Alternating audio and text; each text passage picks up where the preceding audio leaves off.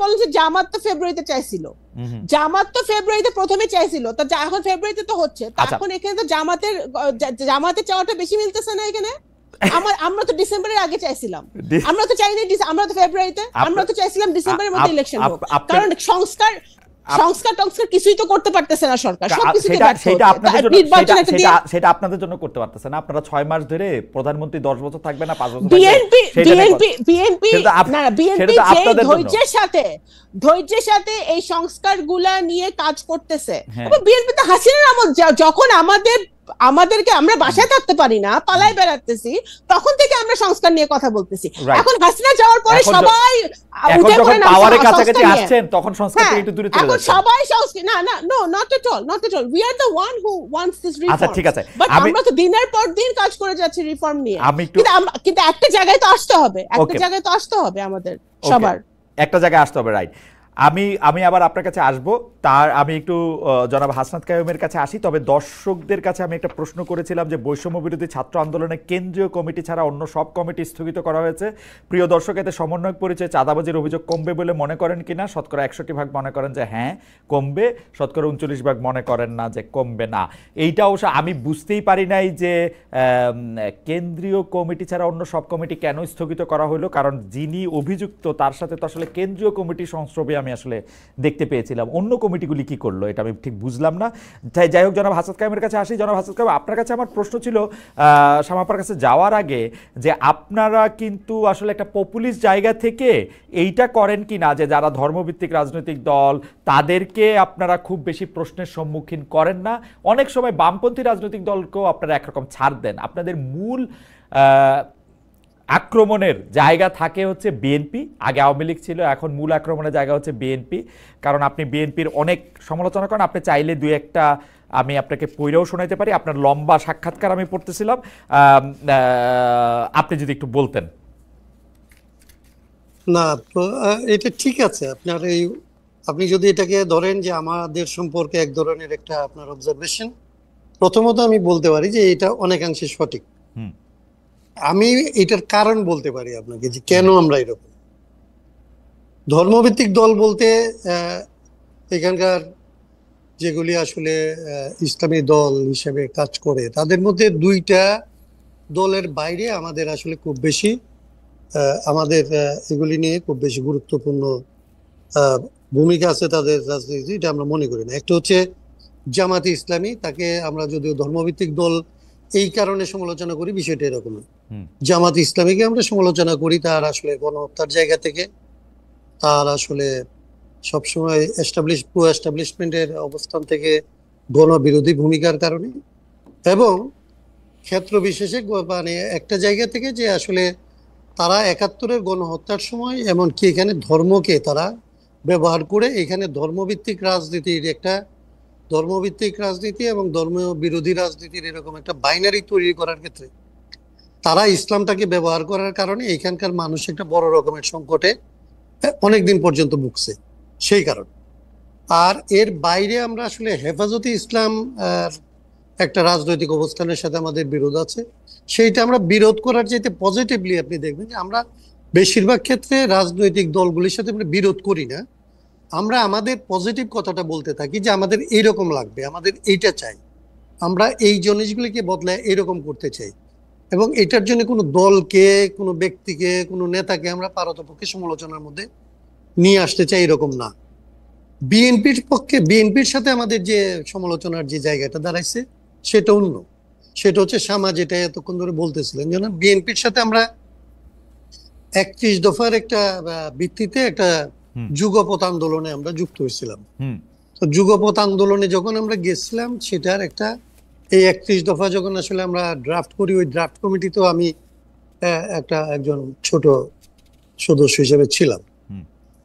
তো সেই সময়ে তাদের যে অবস্থান ছিল মানে সংস্কারের প্রশ্নে, সেটা নিয়েও তখনও আমার সমালোচনা আছে, আমরা সমালোচনার সময়তই কিংবা তাদের সাথে পার্থক্য সময়তই যুগপৎ আন্দোলনটা করছিলাম, কারণ তখন আমরা আসলে অনেকের ভাষায় ফেসিজম, আমরা বলতাম যে একটা মাফিয়া তন্ত্রের থেকে মুক্ত হওয়ার জন্য সকলের মধ্যে আসলে যাদের গণতান্ত্রিক আকাঙ্ক্ষা আছে তাদের মধ্যে একটা ঐক্যবদ্ধ অবস্থান বজায় রাখার জন্য নিজেদের সমালোচনাটা, রাজনীতির সমালোচনাটা কম করে ওই মাফিয়া তন্ত্রটার বিরুদ্ধে আসলে সবাইকে কমন ভাবে ঐক্যবদ্ধ করার দায়িত্ব থেকে আসলে আমরা অনেক বিরোধিতা। ভাই আমি একটু স্পেসিফিক করতে চাই যে আপনি আসলে বিএনপির যে সমালোচনা করতেছেন যে জায়গাটা থেকে, যে সংস্কারের প্রশ্নে তাদের অবস্থানটা একটু চেঞ্জ হয়েছে, কিন্তু কথা কি আসলে ঠিক? আমি তো সংস্কারের প্রশ্নে বিএনপির অবস্থান বড় কোনো চেঞ্জ দেখি না আসলে। বিএনপি 31 দফার মধ্যে, হ্যাঁ আপনি তার অন্যতম কারিগর ছিলেন, জি আপনি তার অন্যতম, জি জি আপনি যেখানে থামাইছেন কতখানি, জি 30 দফা নিয়ে 5 তারিখের পরে আমরা বিএনপিকে রিভিউ করতে বলছি। আমরা বলছি 5 তারিখের এই অভ্যুত্থানের পরে বাংলাদেশের মানুষের যে সংস্কারের আকাঙ্ক্ষা, সে আকাঙ্ক্ষাটা আগের থেকে আসলে অনেক দূর পর্যন্ত বিকশিত হয়েছে, এবং তাকে আমরা যেইখানে তাদেরকে ভাবতাম সেইখানে যদি আমরা অবস্থান করি তাইলে আমরা মানুষের থেকে আসলে পেছনে অবস্থান নেব, এবং মানুষের পেছনে অবস্থান নিলে এটা আমাদের জন্য আসলে রাজনৈতিক দল হিসেবে কিংবা আসলে রাজনৈতিক কর্মী হিসেবে আমাদের এটা উচিত হবে না। আমাদের উচিত হবে আসলে মানুষের অন্তত আকাঙ্ক্ষার সাথে থাকা, এবং সেই জায়গা থেকে আমরা 31 দফার রিভিউ চাচ্ছি। কিন্তু এইটা আসলে একবার জনাব তারেক রহমান সহ একটা মিটিং এ, মানে তখনও পর্যন্ত অনলাইন মিটিং এখনো যেটা হয়, তো উনি একটা মিটিং আমাদের মুলতবি করছিলেন, পরে মুলতবি মিটিংটা কোনোদিন হয় নাই, এবং লোকাল যে বিএনপি আছে তার সাথে আসলে আমরা এই বিষয়গুলি নিয়ে কোনো রকমের মানে যতটা লম্বা বিশ্লেষণ প্রয়োজন সেই রকমের বিশ্লেষণ করার মতো পরিবেশ আমরা পাইনি। হাসান কাইয়ুম ভাই, তাতে যেটা হয়েছে যে আমি শেষ করে ফেলি কথাটা, তাতে আমাদের অবস্থানটা আমাদের রয়ে গেছে, আমরা একটা আকাঙ্ক্ষা আমাদের বাড়ছে, ওনাদের অবস্থানটা ওনাদের জায়গায় রয়ে গেছে। না হাসান কাইয়ুম ভাই, আমাদের যে বাড়তি আকাঙ্ক্ষা, জি বাড়তি আকাঙ্ক্ষার কথা থাক, কারণ হচ্ছে যে আপনার লেখা বা আপনার চিন্তার সাথে আমি পরিচিত, দর্শকরা হয়তো, কিন্তু আপনি যেটা জন আকাঙ্ক্ষার কথা বলতেছেন, বিএনপির কোন জন আকাঙ্ক্ষাটা ফলো করা দরকার ছিল? কিছু কিছু লোকের কথা শুনলে, এনসিপির, কোনো সময় জামায়াতে ইসলামীর, কোনো সময় সরকারের কথা শুনলে মনে হয় বিএনপি জন আকাঙ্ক্ষা পূরণ করতে পারে একভাবেই, সেইটা হলো ইলেকশনে হাইরা গিয়া। এছাড়া তো আর বিএনপির জন আকাঙ্ক্ষা জন আকাঙ্ক্ষাটা কেমনে পূরণ করবে বিএনপি? না না না, আপনার একটা কি হয়, মানে আপনি ধরেন হাসিনা বিরোধী একটা লড়াই আমরা করতেছিলাম, তাই না? আমরা 64টা দল ধরেন একটা সময় গিয়ে যুগপৎ করছি, সেই লড়াইয়ের মধ্যে আমরা ধরেন কতগুলো বিষয় তো আমরা সবাই কমনলি অ্যাকসেপ্ট করছি। সেই কমন অ্যাকসেপ্টেন্সের জায়গাটার মধ্যে আসলে সুরটা কি? সুরটা হচ্ছে আমরা একটা ডেমোক্রেটিক সিস্টেমের মধ্যে আসতে চাই, আমাদের একটা ব্যালেন্সড গভর্নমেন্ট সিস্টেমে আসতে চাই, আমাদের যে সমস্ত ছোটখাটো দ্বন্দ্ব এগুলিকে কমায় আসলে জাতিটাকে আসলে জাতীয় স্বার্থে আসলে সবাই মিলে একটা নির্দিষ্ট সময় পর্যন্ত কাজ করতে চাই। এইগুলি হচ্ছে মোটা দাগে ধরেন আকাঙ্ক্ষা। যদি বলেন এটা বিএনপিরও স্বীকৃত আকাঙ্ক্ষা, আমাদেরও স্বীকৃত আকাঙ্ক্ষা, অন্যদেরও স্বীকৃত আকাঙ্ক্ষা। এখন এটার বাস্তবায়ন কিভাবে হবে সেইটা নিয়ে আপনি বলতে পারেন যে সেই জায়গায় তর্কগুলি। কিন্তু বিএনপি কি একবারও, আপনি যে কথাটা বললেন এখন এই শেষ লাইনটা, এইটার থেকে বাইরে কখনো কথা বলছে? ও তো একটা ব্যালেন্স চায়, ও তো একটা জবাবদিহি চায়, ও তো একটা স্বচ্ছতা চায়। না না, সেটাই তো মানে বিএনপি কোনটা চায় না এটা আমি বুঝতে পারতেছিলাম না। আমরা বলতেছি ধরেন পদ্ধতিগতভাবে, যেমন ধরেন পদ্ধতিগতভাবে আমরা যখন বলি যে এই সরকারের স্বৈরতন্ত্র কেন ছিল, এটা স্বৈরাচার কেন? কারণ সে এমনিই স্বৈরাচার ছিল। সরকার স্বৈরাচার তো এই জন্য না যে তারেক জিয়া স্বৈরাচার হয়ে যায় কিংবা শেখ হাসিনা স্বৈরাচার হয়ে যায়, এটা তো না। রাইট।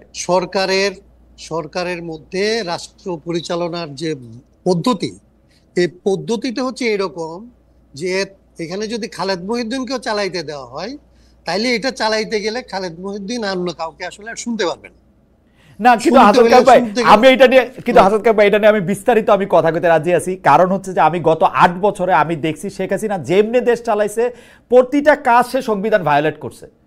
যেমন আমাদের সংবিধান কিন্তু নির্বাচন কমিশনের ওই ক্ষমতা দেয়া আছে, প্রধানমন্ত্রী কিন্তু নির্বাচন কমিশনে কিছু কইতেই পারবে না, ওর কথা ওর শুনতে হইব। ও করছে উল্টাটা।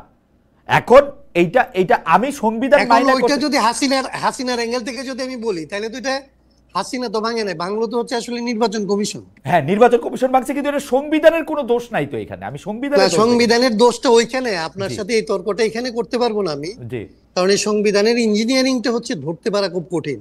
এইটাই হচ্ছে আমি যে জন্য বলি যে কামাল সাহেবদের 13 বার নোবেল দেওয়া যেতে পারে, কারণ এই সংবিধানটার আর্কিটেকচারটা কিংবা ইঞ্জিনিয়ারিংটা হচ্ছে এরকম যে এটা সাপ লুডোর চাইতে জটিল। কিন্তু হাসান কাইম ভাই, আমি আপনার একটা কথা বলি, হাসান কাইম ভাই আমি একটা কথা বলি, পৃথিবীর সবচেয়ে ভালো সংবিধান, আমি আপনার এই জানি, পৃথিবীর সবচেয়ে ভালো সংবিধান ধরা যাক সুইডেনের সংবিধান সবচেয়ে ভালো, আপনি সুইডেনের সংবিধান আইনা দেন, শেখ হাসিনা আবার স্বৈরাচারীই হইব। ওর সংবিধান লাগে না ও স্বৈরাচারী হইতে, সংবিধানে তো নাই। আমি আপনারে বলি যে জেসিন্দ্রার গল্পটা মনে আছে না? হ্যাঁ, জেসিন্দ্রা আসলে করোনার সময় যে খাইতে গেল, তারপরে হোটেল বয় যে তারে বললো যে সিট নাই চলে যাও। হ্যাঁ হ্যাঁ, আমি এই গল্পটা বক্তৃতা করতে গেলে বলি যে জেসিন্দ্রা যদি আসলে জেসিন্দ্রা না হয়, শেখ হাসিনা যদি ওইখানকার প্রাইম মিনিস্টার হইতো, তাইলে কি ওই বাচ্চাটাকে কিছু করতে পারতো? আসলে কিছুই করতে পারতো। আমার কাছে মনে হয় জেসিন্দ্রার মতোই শেখ হাসিনাকে ওইখানে চলতো। আমার কাছে মনে হয়, এবং জেসিন্দ্রা এখানে জন্মাইলে, এখানে রোল করলে সে শেখ হাসিনার রোলটাই করবে। আপনি দেখেন ডক্টর মোহাম্মদ ইউনূস যে দেশটা চালাইতেছে, ডক্টর মোহাম্মদ ইউনূস কি সংবিধানটা জিগাইতেছে? উনি তো দুই পকেটের দুইটা। ডক্টর মোহাম্মদ ইউনূস দুই পকেটের দুইটা, যখন দরকার হইতেছে তখন বিপ্লবী সরকার, যখন দরকার হইতেছে তখন হচ্ছে সাংবিধানিক সরকার। ডক্টর মোহাম্মদ ইউনূসকে কোনো আসলে আপনি নরমাল গভর্নমেন্ট ধরবেন কিভাবে? এটা তো একটা ইন্টারিম গভর্নমেন্ট। সে একটা কনস্টিটিউশন কোনোটা মাইনে কোনোটা না মাইনে একটা সাংবিধানিক আবহের মধ্যে থাকার চেষ্টা করে একটা ওকে নিজেদের মতো করে পরিস্থিতি অনুযায়ী ধরুন কাজ করতেছে। এটা তো সাংবিধানিক সরকার। আমি আবার আসবো আপনার কাছে, আমি একটু শামা ওবায়দ আপনার কাছে যাই। শামাপা, মানে আমরা আমরা আমরা আমরা আমরা যা দেখতে পাচ্ছি যে গত অগাস্ট মাসের শেষ দিকে আপনি যেটা বলতেছিলেন যে আসলে দল ব্যবস্থা নেয়, বিএনপি 4,500-এর উপর গুরুত্বপূর্ণ দলীয় নেতাকর্মীর উপর ব্যবস্থা নিছে। এই গত অগাস্ট মাসের শেষ দিকে আপনার সম্ভাব্য নির্বাচনী আসনে বিএনপি একজন সমর্থক দলীয় কোন্দলে খুন হন, এতে আপনাকে প্রধান আসামি করে মামলা দেওয়া হয়েছিল, দল থেকে আপনাকে বহিষ্কারও করা হয়েছে, পরে আবার দলই আপনাকে আবার আপনার পদে ফিরিয়ে এনেছে। এখন এই হত্যা, সংঘর্ষ, চাঁদাবাজি, নানা ঘটনায় বিএনপি যে নানা স্তরের এই যে 5-6 হাজার নেতাকর্মীরা যে বহিষ্কার করছে, তারা কি আবার আপনার মতো শপথে ফিরে আসবেন? মানে আপনার শপথে ফিরে আসার প্রক্রিয়াটা কি? ওয়ানলি বিকজ আপনি খুব গুরুত্বপূর্ণ নেতা, আপনাকে বহিষ্কার করা মানে বিএনপির একটি আসন হারানো, সেই জন্য আপনাকে ফিরিয়ে আনা, নাকি আপনি সত্যিই নির্দোষ? এটা মানে আমরা কেমনে বুঝবো, কেমনে মানে প্রক্রিয়াটা কি? যেহেতু আপনি অনেক বড়, আপনি এখন হাসনাত আব্দুল্লাহ ভাইকে প্রশ্ন করেন হচ্ছে জাতীয়, আর আমাকে প্রশ্ন করেন হাসান কাইয়ুম ভাইকে। আচ্ছা ঠিক আছে, আমার ব্যক্তিগত প্রশ্ন, কারণ আপনি নিজেই তো জাতীয়। শামাপা, আপনি নিজেই তো জাতীয়। জি, না উনিও সেজন্য উনিও এক সংসদ কমিশনে আছে, সেটা ঠিক আছে। জি, তা এখন আমি বলি যে আমার ব্যক্তিগতটা আমি এক লাইনে আমি শেষ করে এটা উত্তরটা হচ্ছে যে আমার নির্বাচনী এলাকাটার যে ঘটনাটা ঘটেছিল ওটা অত্যন্ত দুঃখজনক। ওখানে এটা রাজনৈতিক কারণে ঘটেছিল, it's nothing to do with চাঁদাবাজি অর এনিথিং এলস। তো এখানে যে কারণে, এবং এটা একজন মানুষ খুন হয়েছিল, এটাও অনেক দুঃখজনক। মামলা হয়েছে, দেখেন মামলা যখন হয়েছে তখন কিন্তু আপনি একটু আগে বললেন না যে বিএনপি সরকারে আছে বলে মনে হয়, তখন কিন্তু হাসিনা চলে গেছিল, ইউনূস সরকার অলরেডি তখন ওখানে আছে। এখন তো ওই মামলা তো আমার বিরুদ্ধে হয়েছে এবং ওই থানা ওই মামলা নিয়েছে আমার বিরুদ্ধে। কিন্তু যখন দল এটা ইন্টারনালি করেছে, ইনভেস্টিগেট করেছে, তখন দেখেছে যে এখানে আমার ব্যক্তিগতভাবে কোনো সংশ্লিষ্ট ছিল না ওই খুনের ব্যাপারে। হ্যাঁ, তো তখন ইনভলভমেন্ট ছিল না কোনো। সেক্ষেত্রে তখন দল যখন, এবং অনেক দিন এটা এমন না যে সাথে সাথে আমার পদটা স্থগিত করা হয়েছিল, সাথে সাথে যে আমার পদ ফিরে দেওয়া হয়েছে তা নয়। আমার দল যে আমার বিরুদ্ধে ব্যবস্থা নিয়েছে সেটা আমি এগ্রি করি, আমি অর্গানাইজিং সেক্রেটারি দলের, আমি দল যেটা ভালো মনে করেছে ওটাই করেছে, শাস্তি স্বরূপ আমাকে সেটা করা উচিত সেটা করেছে, এবং তারপর দল যে যাচাই বাছাই করে দেখেছে যে এটা সঠিক নয়, সেজন্য আমার পদটা ফিরিয়ে দেওয়া হয়েছে। এটা যাচাই বাছাই করা একটা ভবিষ্যতে যেসব বহিষ্কারাদেশ যেসব বহিষ্কারাদেশ যাচাই বাছাই করে দেখা হবে যে ওখানে আমাদের দলের লোকজনের সংশ্রয় নাই, সেগুলো অবশ্যই দল কনসিডার করবে বহিষ্কারাদেশ প্রত্যাহার করার। সেটা তো এটা তো বলাই বাহুল্য। এটা তো যাচাই বাছাই করার একটা কম্পিটেন্ট অথরিটি বিএনপির আছে, মানে ইন্টারনালি এটা দেখার। যারা এরকম Of করে course, দেখতেছে? of course, of আচ্ছা course. তাহলে আমি একটু জাতীয় হ্যাঁ, of course আছে। আচ্ছা তাহলে আমি একটু জাতীয় প্রশ্নে আসি। আপনি সম্প্রতি আপনি একটা বক্তব্যে বলেছেন যে বিএনপিকে পরিকল্পিতভাবে সংস্কার বিরোধী বলে প্রচার করা হচ্ছে, পরিকল্পিতভাবে সংস্কার বিরোধী বলা হচ্ছে, কিন্তু আপনারা মানে এটা তো ফ্যাক্ট, আপনারা একজনকেই প্রধানমন্ত্রী, দলীয় প্রধান, সংসদ প্রধান রাখতে চান, প্রধানমন্ত্রীর ক্ষমতা আপনারা কমাতে চান না, আগের মূল বিষয়গুলি বহাল রেখেই খুচরা কিছু সংস্কার আপনারা সম্মত হয়েছেন। আপনারা বলছেন যে ডক্টর ইউনূস নির্বাচন দিতে চান না, কিন্তু আমি এটাকে কিন্তু এভাবেও প্রশ্ন করতে চাই বা প্রশ্ন করতে পারি, আপনারা সংস্কার নিয়ে এত তালবাহানা এবং এত রিয়াকশন আপনারা দেখালেন, এই কারণেই কিন্তু এত দেরি হলো। মানে আমি এই যে হাসান কায়ুম ভাই ওই রাষ্ট্রীয় ঐকমত্য কমিশনে যান, আমি এটা প্রতিদিন দেখি, সরাসরি দেখি, পরে আবার রেকর্ডিংও দেখি। আমি দেখি যে সবার সঙ্গে সব বিষয়ে আলোচনা করে এসে এটা সালাউদ্দিন সাহেবে আইসে এটা হয় ঠিক যায়, নাইলে এইটার 3টা শিং বাইরে হয়, নাইলে ওইটার একটা কিছু একটা হয়। এবং তারপরে শুনেন ওখানে যারা বসে আছে সংস্কার কমিশনে, যারা প্রত্যেকদিন গিয়ে বসে, তাদের মধ্যে BNP one of the big party, যার তৃণমূল পর্যন্ত আমরা বাস্তবতা জানি। আমরা বাস্তবতা জানি ভাই। আপনি বিনয় করতেছেন কেন? আপনি বলেন বিগেস্ট পার্টি, বাস্তবতা জানি, আপনি বলেন বিগেস্ট পার্টি, তারপরে আলোচনা আসে বিগেস্ট। না বাস্তবতা তো আমরা জানি। ওই কাগজে কলমে এক কথা, আর মাঠে গিয়ে চিত্র কিন্তু আরেক কথা।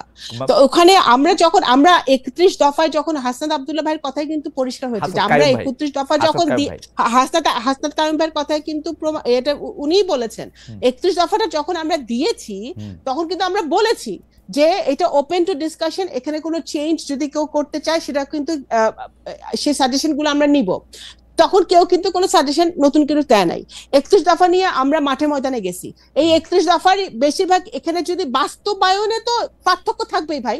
আমার দল কিভাবে তত্ত্বাবধায়ক সরকার চাইবে আর হাসনাত কায়ুম ভাইয়ের দল কিভাবে তত্ত্বাবধায়ক সরকার চাইবে, সেই বাস্তবায়নটা কিভাবে হয়, এটার পার্থক্য থাকতেই পারে।